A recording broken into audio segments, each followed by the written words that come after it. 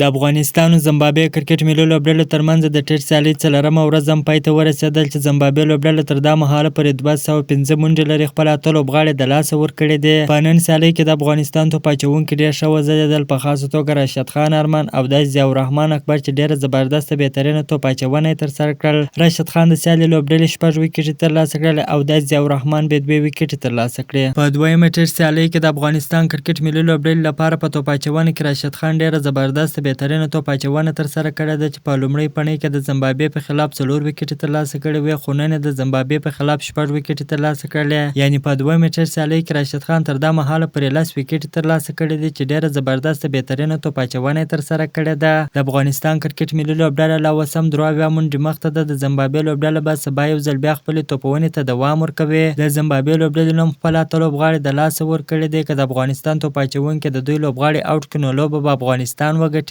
یا که زیمبابوې لوبډله په یاد هدف پسې ځان رسوي نو لوبه به زیمبابوې وګټي.